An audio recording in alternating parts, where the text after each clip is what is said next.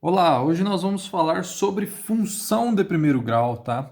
Também o pessoal fala muito função do primeiro grau e às vezes também aparece assim para a gente, ó, função afim, tá?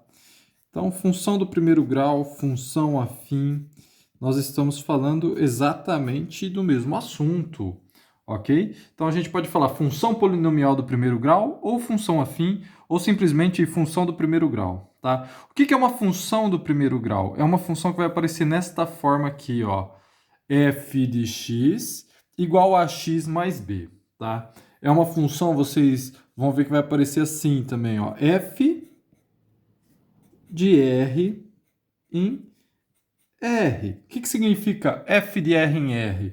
Dos reais aos reais. Ou seja, eu dou uma entrada, um número real nessa função e eu tenho como um resultado um número real nessa função, tá certo? Eu coloco no lugar do x um número real e eu tenho como resultado um número real, tá? O domínio é o número real e o contradomínio nós estamos no conjunto dos reais. Domínio no conjunto dos reais contra domínio no conjunto dos reais também, tá? Aí vai aparecer assim, que o A e o B, eles pertencem aos reais também. Então o pessoal vai falar, ó, o A pertence aos reais e também o B pertence aos reais. Só que aí eles colocam mais uma informação. O A ele tem que ser diferente de zero, tá? O A não pode ser zero. Se o A for zero, nós não temos mais uma função afim, uma função do primeiro grau. Nós vamos ter uma função constante, que a gente fala sobre isso em outro vídeo, tá? Então nós temos assim, quando a gente tem uma função f de x igual a x mais b, nós temos uma função do primeiro grau, uma função afim, desde que o a seja diferente de zero, porque senão vai anular aqui o x, tá bom? O a e o b, nós damos uns nomes especiais para ele. O a nós vamos chamar de coeficiente. Coeficiente. E o b? E o b nós vamos chamar de termo constante ou independente, tá? Então eu vou colocar aqui, ó, vou colocar termo constante ou independente.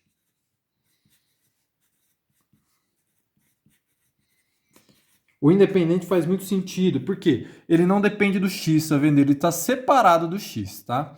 Então, o resumo, o que é uma função do primeiro grau? Uma função que vai aparecer nesta forma para a gente, f de x igual a x mais b. O a e o b são números reais, o a é diferente de zero.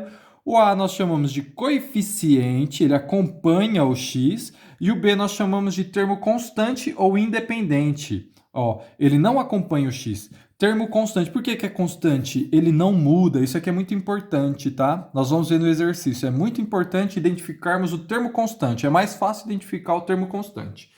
Bom, vamos para alguns exemplos agora. Ó. Então, todas essas funções, se você reparar, elas estão nesse formato aqui. f de x igual a x mais b. Vamos identificar o a e o b de cada função. Bom, aqui, quem que é o a? Ó, o a e quem que é o b? Bom, o a é o número, o a é o coeficiente, é o número que está junto com x, que é o 5. Então, aqui o a é igual a 5. E quem que é o b? O b é o termo que está isolado do x, está separado. Olha só, o sinal vai junto, tá? O b é o menos 3. Se você colocar que o b é 3, está errado, o sinal vai junto. O b é menos 3. Bom, aqui também uma função do primeiro grau, apesar de estar aparecendo as frações, é uma função do primeiro grau. Por quê? Porque o x está lá em cima, tá? O x está no numerador. É uma função do primeiro grau. Quem que é o a e quem que é o b? São frações agora. Ó, tá vendo que é x sobre 2? Eu poderia falar que é 1x sobre 2, é a mesma coisa, não é? Então, o a é meio. E quem que é o b? Ó, aqui já está positivo, então eu posso colocar simplesmente 2 quintos. Se você quiser colocar mais 2 quintos, está certo também, ok? E esse terceiro exemplo, nós temos f de x igual a 11x. Está um pouquinho diferente daqui, mas é uma função do primeiro grau. Inclusive, nós vamos ver que é uma função do primeiro grau, que é um caso particular, é uma função específica. Bom, neste caso, nós também temos a e b, tá? Nós temos a e b. Quem que é o a? O a é o 11. Aí você vai falar assim, professor, não temos o b. Nós não temos o b. Sim, nós temos o b. O b é o 0, tá? E o professor falou que isso aqui é um caso específico. Por quê? toda vez que nós temos uma função do primeiro grau que o b é zero, nós chamamos de função linear. Certamente você já ouviu falar desse nome, função linear, tá? Então, o que é uma função linear? É uma função do primeiro grau em que o b é zero, em que o termo constante ou independente é igual a zero, tá? Ela tem esse nome especial, ok?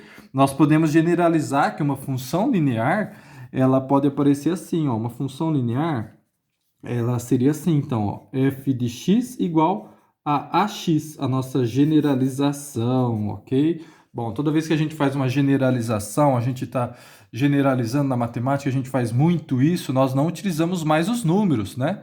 Nós utilizamos as letras, ó, o ax mais b são as nossas generalizações. Bom, agora que você já viu um pouquinho de teoria de função do primeiro grau, vamos ver como funciona na prática. Eu já vou adiantar para você. Em função do primeiro grau é muito importante que você pegue o problema.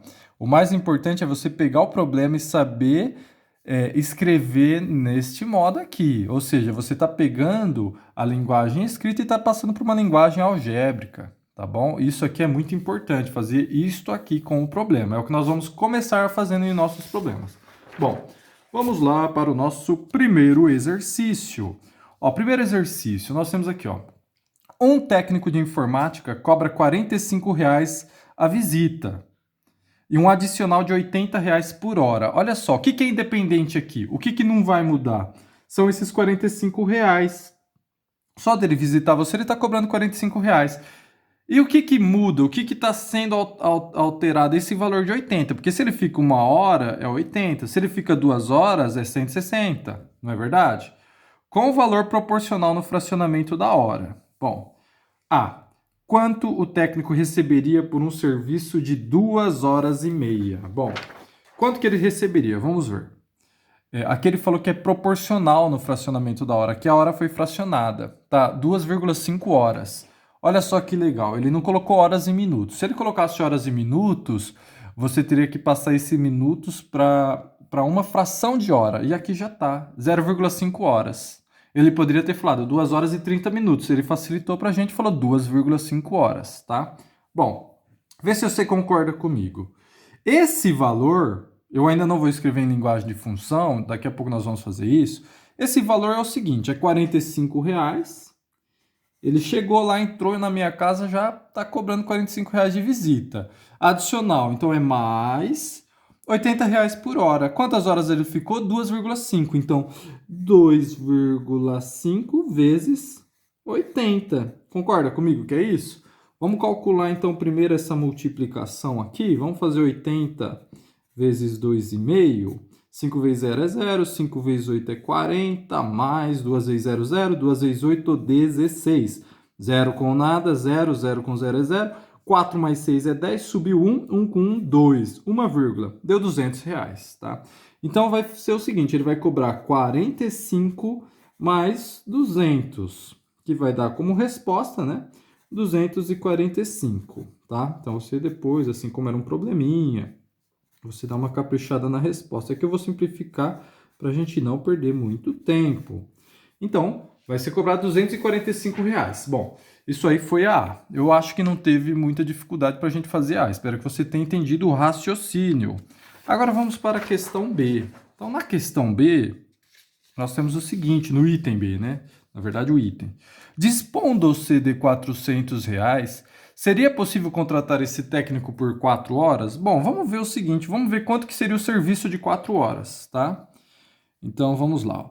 Lembrando, era R$45 de visita, mais a quantidade de horas, né?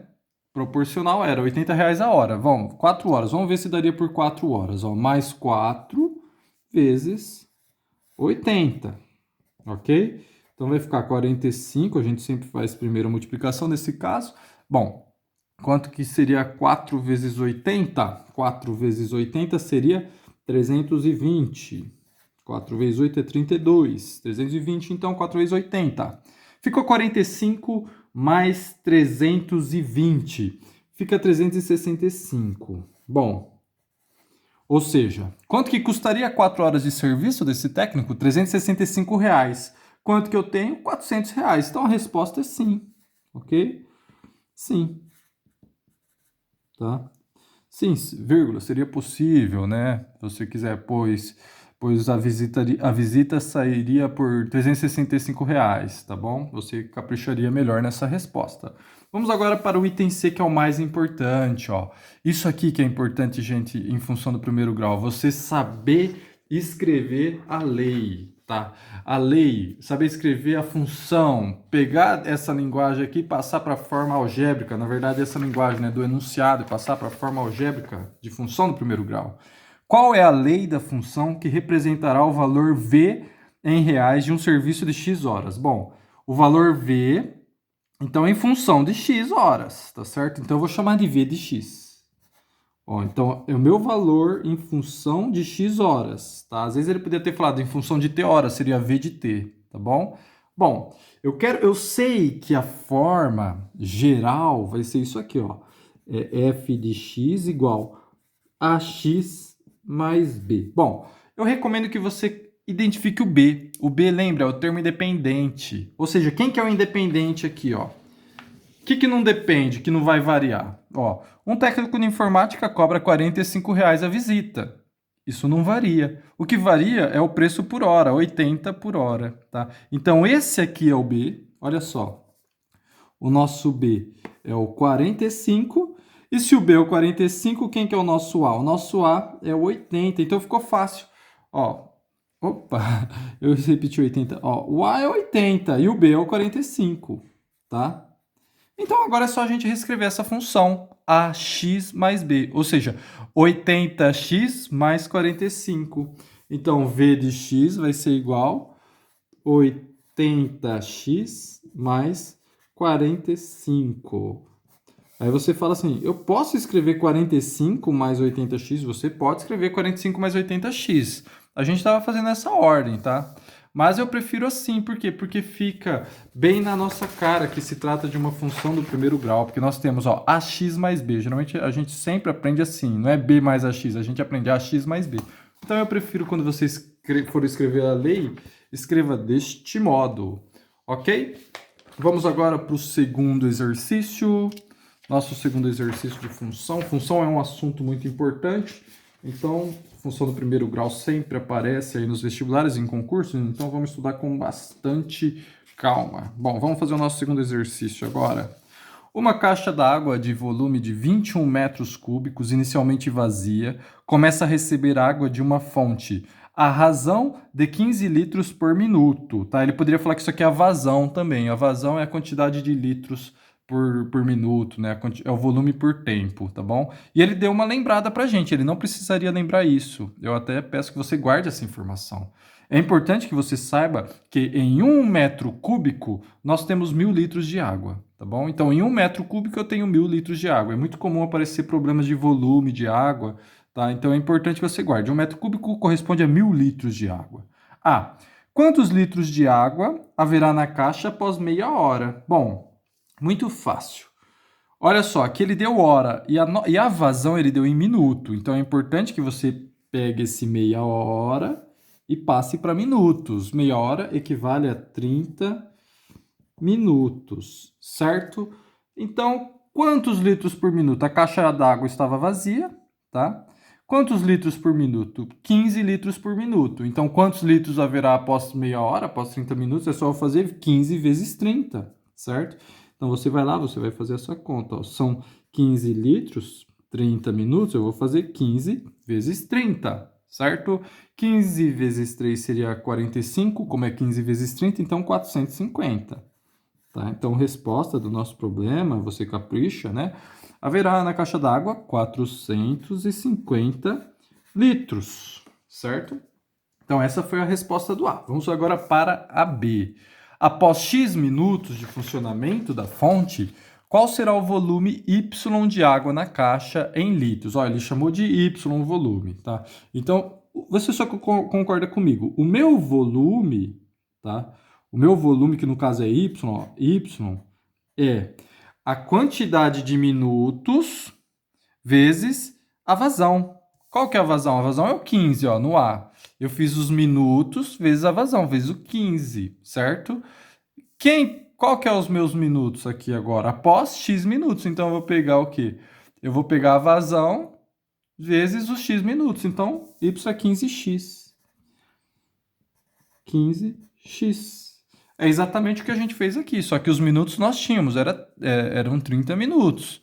Aqui os minutos são x minutos, ok? É a mesma coisa. Então, a gente escreveu desse modo, y igual a 15x, é só isso a b, tá? Agora, nós vamos... só uma observação, né, do que a gente estudou. Isso aqui é uma função linear, olha só, o b é zero. Por que que o b é zero? Porque a caixa inicialmente estava vazia. Ó, identificamos no problema que se trata de uma função linear. Bom, agora vamos mudar um pouco as coisas. E talvez esse aqui seja o item um pouquinho mais confuso. Ó. Após x minutos de funcionamento da fonte, qual será o volume y de água em litros necessário para preencher completamente a caixa? Bom, agora a caixa d'água ela não está mais vazia. Passaram x minutos e eu comecei a contar a partir desses x minutos. Por exemplo, eu sei que o volume total da minha caixa d'água, né, é de 21 metros cúbicos, certo? 21 metros cúbicos. Como um metro cúbico são 1.000 litros, 21 mil litros, certo? 21 mil litros essa minha caixa d'água tem de capacidade. Ó, suponhamos que nesses x minutos encheu 1.000 litros de caixa d'água. Quanto que falta, né? Qual que é o volume necessário para preencher o resto da caixa, o resto dos 21 mil? Bom, se nesses x minutos encheu 1.000, o total é 21 mil, falta 20 mil, certo? Vamos pensar mais uma vez com números, para depois a gente avançar para as letras. Tá? É muito bom que você tenha esse raciocínio, né? Fazendo as suas suposições. Suponhamos que nesses x minutos encheu 20 mil litros de água e o volume total da caixa é 21 mil. Quanto que falta? Bom, se encheu 20 mil, o total é 21 mil, falta 1 mil. Agora ficou fácil. Ó, eu sei que após x minutos de funcionamento, o que você está fazendo mentalmente? Você está fazendo 21 mil menos o 20 mil, que dá 1.000. Primeiro a gente fez 21 mil menos 1.000, que deu 20 mil, tá vendo? Você está pegando o total menos o quanto já tem, né? E quanto que já tem? Quanto que já tem a gente fez na B. Após x minutos, quanto que tem? Tem 15x, tá? Então, ó, agora a gente pega aqui, ó, após x minutos, eu tô com 15x na minha caixa d'água, tá? 15x litros na caixa d'água. Quanto que falta? Ó? Qual será o volume de água necessário para preencher completamente a caixa, né? Qual que será? Então, ó, vê se o volume ele chama de y. Então, vê se você concorda comigo. Vai ser o total, que é 21 mil, menos o quanto já tem na caixa d'água, que no caso é 15x, tá? Então, é isso aqui, olha só que tranquilo. É o total, né? Quanto falta é o total menos o quanto tem. Quanto que tem? Após x minutos, a gente viu na B que tinha 15x. Perfeito? Então, a nossa função ficou assim. Agora, vamos lá, vamos acabar. Nós estamos terminando a nossa aula aqui de função do primeiro grau, com uns probleminhas bem interessantes. Ó, em quanto tempo a caixa estará cheia? Bom, em quanto tempo a caixa estará cheia, tá? Então, vamos lá. Nós lembramos que a caixa estava vazia. São 21 mil litros de água, certo? Olha, agora a gente está partindo da caixa vazia, tá? Partindo da caixa vazia. Ele não falou nada no D de após x minutos. Nós estamos partindo da caixa vazia. Bom, a função com a caixa vazia a gente chegou. É uma função linear, 15x. Então, vamos colocar assim, ó, y igual a 15x, tá? Então, a gente sabe a função. A gente descobriu lá no item B que é 15x. Tá bom? A 15x mais zero, né? Porque tá vazio, você pode falar também, né? O termo que vai chegar no 15x. Bom, ele quer cheia. Para a caixa d'água estar cheia, o nosso y vê se você concorda comigo, eram 21 metros cúbicos, que são 21 mil litros, tá? Então, é 21 mil. E o x? O x é o minutos, que é o que ele quer. Ó, em quanto tempo? Tá? Lembra que o x para a gente nesse problema se tratava dos minutos, tá? Então, muito fácil agora. Eu pego o 15 e eu vou passar o 15 dividindo. Então, vai ficar assim. X igual, né? O 15 está multiplicando x. X igual a 21 mil por 15. Aqui você ficaria 21 mil sobre 15 igual a x, né? 21 mil sobre 15 igual a x é a mesma coisa. X igual a 21 mil sobre 15. Aí a gente faz essa divisão, tá? A hora que você for fazer essa divisão, vamos fazer aqui, ó, para não ter dúvida. Então, vamos fazer, ó, 21.000 dividido por 15. 21.000 dividido por 15. Quantas vezes que o 15 cabe no 21? Cabe uma, né? 21 para 15, 6, aí abaixo o 0. Quantas vezes que cabe o 15 no 60? 4, e esses dois zeros vão parar aqui, ó. Vai dar 1.400, tá? Então, a gente fez essa divisão, deu 1.400, ou seja, 1.400 minutos, tá? Mas geralmente a gente não deixa a resposta assim. A gente fala, ó, deu algumas horas e tantos minutos. Vamos ver quantas horas e tantos minutos deu. Então você pega, ó, 1.400 e divide por... Cada hora tem quantos minutos? 60. Então você divide por 60, tá? Então eu vou pegar aqui, ó, 140 dividido por 60. Cabe duas vezes. 2 vezes 60 é 120. Sobrou 20. Abaixou o zero, certo? Quantas vezes cabe, né? O 60 no 200, 3 vezes. 3 vezes 60 é 180. E abaixou o quê? Ó, 180, 200 para 180, 20. Aí você vai colocar vírgula, aumenta um 0, 200, 3. Aí de novo 180, sobra 20. Isso aqui vai dar uma dízima, vai dar 23,3333 horas, tá? Então é 23,333 horas, tá bom? Isso aqui foi uma dízima, tá? Bom, isso aqui, esse 0,3333 é um terço.